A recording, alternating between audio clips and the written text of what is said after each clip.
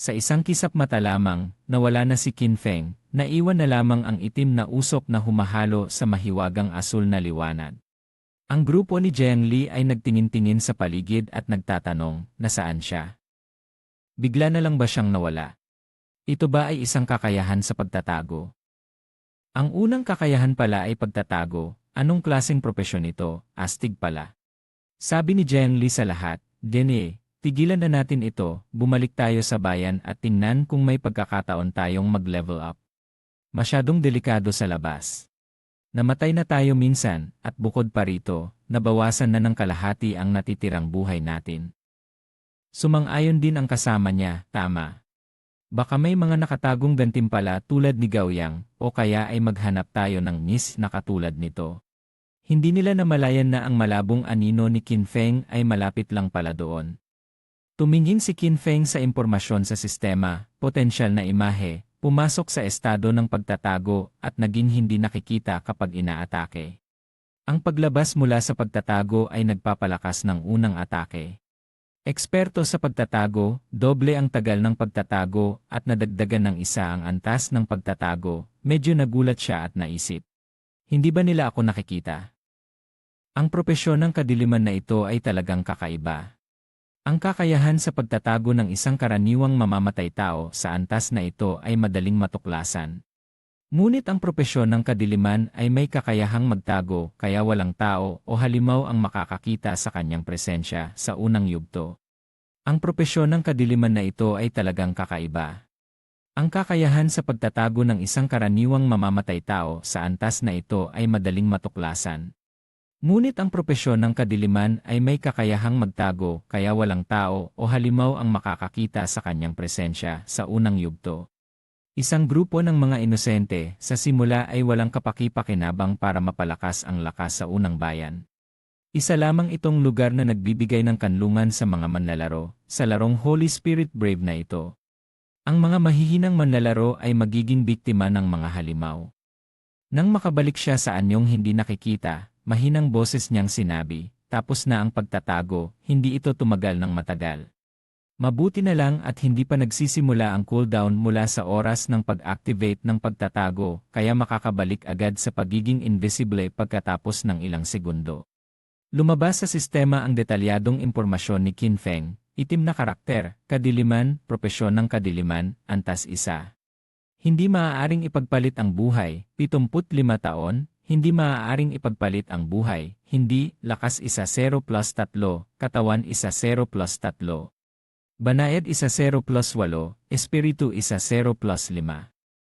Sinuri niya, ang mga pangunahing katangian ng lahat ng manlalaro ay 0 puntos. Iba-ibang propesyon ay nagbibigay batay sa batayang ito mula sa nakaraang buhay. Ang mandirigma ko ay may lakas at katawan lang na +3, pero ang kadiliman ay may gantimpala sa lahat ng katangian. Pati banayad ay tumaas pa ng +8. Nang makita ang 5 puntos na malayang katangian sa sistema, napamangha siya at sinabi, may dagdag pang 5 puntos na maaaring ipamahagi. Maraming manlalaro ang pipiliing dagdagan ang lakas o espiritu sa simula para palakasin ang pisikal at mahiwagang atake, pero mali iyon. Batay sa karanasan ko sa nakaraang buhay, hindi ako nag-atubiling piliin ang banayad, 0+13. Nang makita ang sistema na nagsasabing lahat ng puntos ay inilaan sa banayad. Nasiyahan si Qin Feng at sinabi, ang banayad ang pinakamahalaga, kahit anong puntos ang ilaan sa simula. Ang pinsala mula sa kahit anong halimaw ay dudurog sa manlalaro, tanging pagpapalakas ng balat, banayad. At bilis lang ang makakapatay ng halimaw nang hindi nasasaktan. Siyempre, may narinig siyang kakaibang tunog mula sa malapit. Isang anino sa likod ng puno ang naglalabas ng tunog, kakaiba. Sa oras na yon, sumisipsip ito ng asul na liwanag sa bibig, at may lumabas na abiso mula sa sistema, creep, antas 1, karaniwang kalidad. Patuloy na naglalakad. Naunawaan niya, ang creep ay kumakagat ng buhay, mukhang ito ang halimaw na nakapatay sa 4 na tao sa tropa.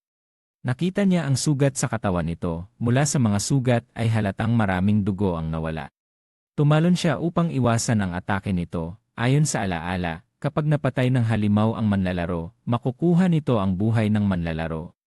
Sa pamamagitan ng pagkagat ng buhay ay maaari itong mag-evolve. Pagkatapos ay inilawak niya ang mga braso, unti-unting lumipad ang buong katawan. Ang asul na itim na liwanag ay nagtakip sa matalim na tingin. Pinanood ng halimaw ang tao sa harap nito. Pagkatapos ay lumipad siya pataas na ikinagulat nito at tumingin sa paligid. Mula sa taas, hawak niya ang espada at ginamit ang pinakanakatagong atake, pinuputol ng diretsyo ang batok ng halimaw. Lumabas sa sistema ang abiso, nakapagdulot ka ng 174 pinsala, napatay mo ang creep level 1, nakatanggap ka ng 0 puntos na karanasan. Nagulat siya at sinabi, "Hindi ko inasahan na isang atake lang ay sapat na, kahit na ang pag-atake sa batok ng creep ay maaaring magdulot ng critical na pinsala. Sobra na ang pinsalang ito." Naglabas muli ang sistema ng abiso, pagsusuntok sa likod, kung hindi ka nakikita ng kalaban habang umaatake, doble ang pinsala ng atake. Naunawaan niya, ganun pala, may pagsusuntok sa likod pa pala. Maraming propesyonal na kakayahan ang na-activate ng sabay-sabay kaya napakataas ng pinsala.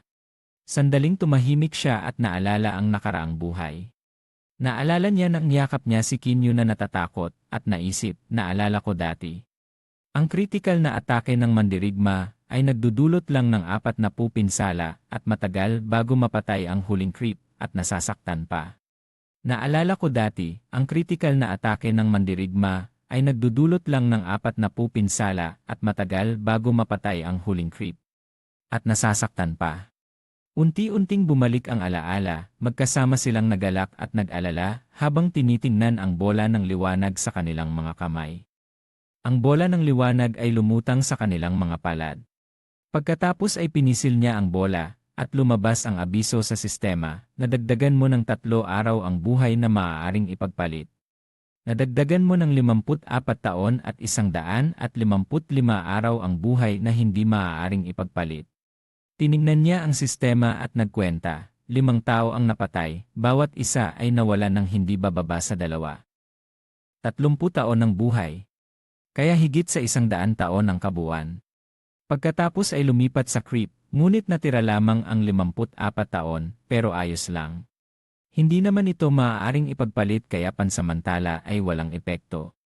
Patuloy ang mga abiso ng sistema, na-activate ang kapangyarihan ng paghuhukom.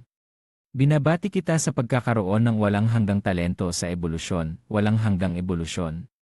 Sa talento ng orihinal na antas, kapag pumatay ka ng halimaw sa solo mode, may pagkakataon kang makakuha ng punto sa ebolusyon na maaaring gamitin para i-upgrade ang mga kakayahan. Matagal niyang tiningnan ang abiso ng sistema, bawat 24 oras ay otomatiko kang makakatanggap ng 5 puntos sa ebolusyon. Kapag napatay mo ang boss level na halimaw sa solo mode, makakakuha ka ng 100% ng puntos sa ebolusyon, kasalukuyang may 5 puntos. Nagulat si Qin Feng at sinabi, walang hanggang ebolusyon at pwede pang i-upgrade ang mga kakayahan. Sa nakaraang buhay, hindi ko ito narinig kahit sa kagamitan o libro ng kakayahan. Kapag nahulog mula sa halimaw, palaging nasa parehong antas at walang pagbabago. Kaya pala, ito ang kapangyarihang kayang lampasan ang lahat ng mga patakaran at kaayusan. Pagkatapos ay inilagay niya ang kamay sa screen ng sistema at pinili, sige. Subukan kong i-evolve ang potensyal na imahe at pagsusuntok sa likod. Sunod-sunod ang mga abiso ng sistema, gumamit ng 4 puntos sa ebolusyon, matagumpay ang pag-evolve ng kakayahan, pangunahing kakayahan.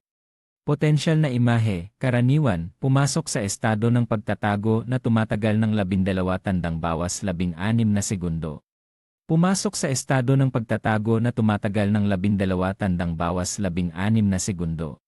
Kapag umaatake ay nalalantad, pagkatapos ng pagtatago, tumataas ang lakas ng atake ng 60 tandang bawas 70, cooldown mula 28 naging 26 segundo. Pangunahing kakayahan, pinatibay na pagsusuntok sa likod, nabawasan ang antas, karaniwan. Passive effect, kapag umaatake mula sa likod ng target, tumataas ang pinsala ng 0% negatibo 15%. Sinuri ni Qin Feng Hailong at sinabi, ang tagal ng potensyal na imahe ay na. Sinuri ni Qin Feng Hailong at sinabi, ang tagal ng potensyal na imahe ay nadagdagan sa 16 na segundo. Kapag pinagsama sa eksperto sa pagtatago, ang tagal ay nadoble sa 32 segundo, ngayon ay napakahaba na ng pagtatago. Halos kaya kong panatilihin ang walang hanggang pagtatago. Kung na-upgrade ang kakayahan, kahit ang isang creep na dumudugo ay maaaring mapatay ng isang atake. Biglang may narinig na tinig, tignan niyo ang payat na batang iyon, siya lang ang pumatay sa halimaw, sabi ko na sa inyo. Napakadali ng larong ito. Ang babaeng may blonde na buhok sa tabi ay humanga at sinabi, "Kanin, ang galing mo talaga. Sa lakas mo kaya mong labanan ang hindi bababa sa 10 tao pa." Ang taong nagngangalang Kanin ay masayang tumawa ng malakas, "Hahaha. Poprotektahan kita, nandito ako, kaya huwag kang mag-alala." Hindi pinapansin ang pinag-uusapan ng dalawang tao roon, ang mga mata ni Qin Feng ay nakatingin pataas. Mabait na nagbigay ng payo si Kanin, "Kapatid, nakikita kong nahihirapan kang mag-isa. Gusto mo bang samahan kita?" Hindi niya alam na may pulang mga mata na nakamasid sa kanya mula sa itaas. Napansin ni Qin Feng na iyon ang kakatakot na nilalang kaya ginamit niya ang kakayahang pagtatago. Nang makita ng babae na nawala ang kanyang anino, nagtanong siya ng mabilis, "Uy, Kanin, saan na ang tao kanina?" Nang marinig iyon, natuwa si Kanin, "Sigurado akong natakot siya sa aking makapal na katawan, hahaha." Habang masayang na, walang nakasaad na katumbas na bahagi sa ibinigay na pagsasalin para sa orihinal na file 70. Sa isang iglap, naging pagkain na sila ng halimaw. Lumabas ang abiso, kakatakot na nilalang, antas 1, tanso ang kalidad. Napapalibutan ng mga gagambang maliit na may impormasyon, kakatakot na nilalang, gagambang maliit, antas 1, karaniwang antas. Nakatayo malapit si Qin Feng at nagkomento, ang kakatakot na nilalang ang boss ng mga baguhan, may buhay na humigit kumulang 1,600. Higit sa kakayahan ng mga karaniwang baguhan, at marami pa itong maliliit na gagamba sa ilalim ng kanyang utos. Mabilis siyang umatake sa halimaw at naisip, tama lang nasubukan ko ang bagong kakayahan ko sa laban na ito. Isang matalim na palo ang tumama sa ulo nito na nagdulot ng sakit. Sumigaw ito, "Growl." Sumunod ang isa pang palo sa tiyan nito. Muling ginamit niya ang pagtatago at naghalo sa dilim. Nasaktan ang kakatakot na nilalang at nagalit na sumigaw, lumabas ang abiso, "Nakapinsala ka ng 338, tumama sa mahina." Lumabas ang abiso, nakakatanggap ka ng 9 na pinsala, naisip niya, delikado, mabuti na lang mabilis ako, kung hindi baka tinusok ako. Sa buhay na higit sa 1,200 sigur. Nang hindi niya makita si Qin Feng, nagalit ang halimaw at sinira ang mga halaman sa paligid. Napaisip siya, nagsimula na itong magwala, matalino ang mga halimaw na ito, hindi lang basta-basta magpapatalo. Nagtago siya sa likod ng malaking puno at pinag-aralan ang sitwasyon. Tila nagwawala ang halimaw sa paligid habang ang mga maliliit na gagamba ay nagbabantay kaya hindi basta-basta makalapit. Pero tama lang ang hinala niya. Biglang lumapit ang malaking gagamba sa kanya. Isang bato ang pinaputok niya patungo sa halimaw. Tumama ito sa tiyan ng halimaw. Lumabas ang abiso, "Nakapinsala ka ng 279, tumama sa mahina." May hawak na isa pang bato si Qin Feng, naisip, tama nga. Lumapit siya sa puno at pinag-isipan, ang paunahing pinsala ko ay mula sa mga dagdag na atake mula sa pagtatago at pagpapalakas ng kakayahan. Ang paunahing pinsala ko ay mula sa mga dagdag na atake mula sa pagtatago at pagpapalakas ng kakayahan. Kaya kahit bato lang ang itapon ko, malaki ang pinsala. Inihagis niya ang bato sa halimaw, naisip, hintayin lang ang cooldown ng pagtatago, tapos itapon uli ang bato. Nasaktan muli ang bahagi na tinamaan ng bato, tama ang hinala, ang bato ay may espesyal na epekto tulad ng matalim na palo sa likod. Tumama sa mahina, lumabas ang abiso, "Nakapinsala ka ng 270, tumama sa mahina." Lumabas ang abiso, "Nakapinsala ka ng 270, tumama sa mahina." Muling nagtago sa likod ng puno at inihanda ang pagtatago. Isa pang bato ang handang itapon, naisip, pagkatapos nito, magtago ulit at hintayin ang cooldown para sa isa pang atake. Biglang may tunog mula sa bayan, ting, na-update ang leaderboard. Ang manlalaro na gumagamit ng pagtatago ay napatay ang kakatakot na nilalang, umangat sa antas 2, siya ang unang umabot dito. Nagsimula na ang leaderboard ng bayan ng Shell, lahat ay tumingin sa screen. Lumabas ang abiso, no 1, dilim, antas 2. Nag-ingay ang mga tao, grabe, 2 beses na akong napatay ng maliit na halimaw, hindi ko pa maintindihan ang nangyayari. May isang tao na lang ang nakapatay ng boss. Kung kilala ninyo ang galing na ito, ipakilala nyo naman sa akin. Nag-iisa siyang lumaban. Di ba? Isang tao lang ang pangalan sa leaderboard.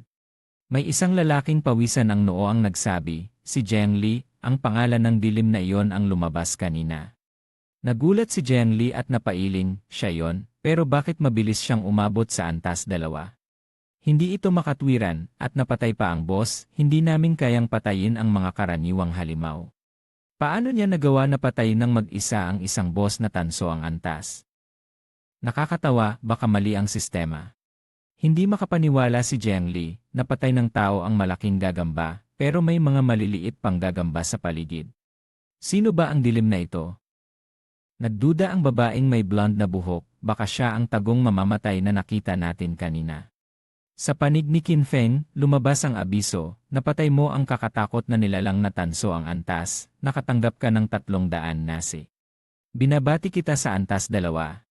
Nakatanggap ka ng 2 puntos ng ebolusyon, nabuksan mo ang leaderboard ng bayan ng Shell, nakatanggap ka ng 1 puntos ng reputasyon. Naipaalam na sa buong bayan. Tumingin siya sa unti-unting nawawalang gagamba at naisip, nang mamatay ang malaking gagamba, tumakbo ang mga maliliit na gagamba. Natakot ako. Dapat na una ko silang patayin para makakuha ng mas maraming karanasan. Lumabas muli ang abiso, nakakuha ka ng 46 araw na buhay, maaaring ipagpalit, may kakayahan na greedy hand, tanso, corrosive pain, tanso. Dagdag na lakas ng atake 35, dagdag na sanga 4, kinakailangang kagamitan antas 1, walang limitasyon sa puntos ng ebolusyon, 2 puntos. Dagdag na lakas ng atake 35, dagdag na sanga 4, kinakailangang kagamitan antas 1, walang limitasyon sa puntos ng ebolusyon, 2 puntos. Nang makita ang abiso, may kakayahan na greedy hand, tanso, kakayahan ng mamamatay, pagkatapos matutunan. Maaari mo itong gamitin sa mga halimaw, may 20% tsansa na makakuha ng dagdag na luot, kailangang matutunan sa antas 1. Napaisip siya, greedy hand, hindi ko inakala, isang boss na tanso, pero bumagsak ang espesyal na kakayahan ng mamamatay. Sinabi niya, makakatulong ito ng malaki sa pagkuha ng kagamitan sa huling yugto, kapag napatay mo ang isang malakas na boss. May 20% tsansa kang makakuha ng dagdag na lot.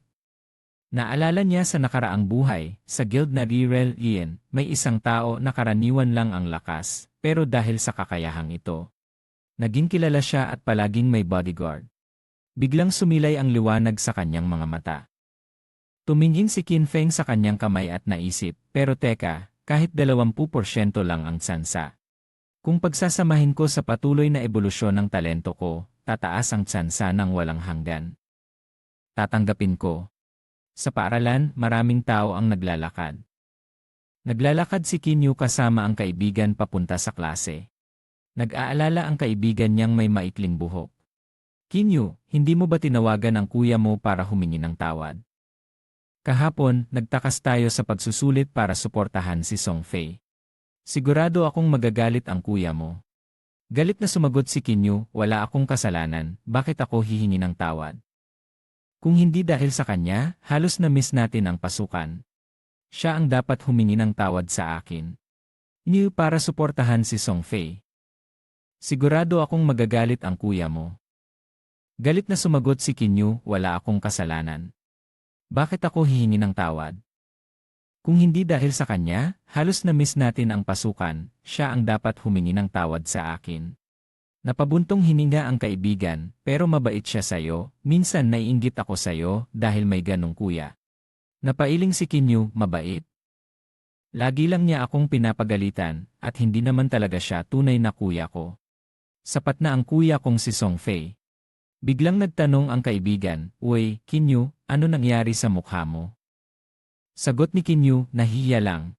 Bago pa sila makarating sa klase, narinig nila ang maingay na usapan, maraming tao ang nagtipon sa labas ng klase.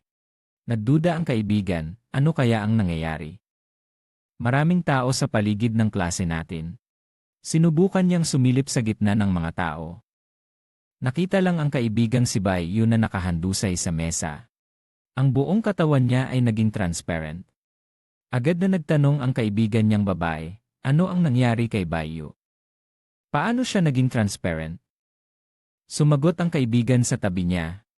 Hindi rin ako sigurado, kanina lang sinabi ni Bai Yu na gusto niyang magpahinga ng kaunti, at ilang sandali lang ay ganito na ang nangyari.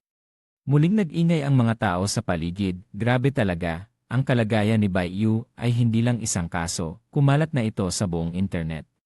Tila ba lahat ng tao sa mundo ay dumaranas ng ganitong sitwasyon? May ilang eksperto na nagsasabing kailangan lang matulog.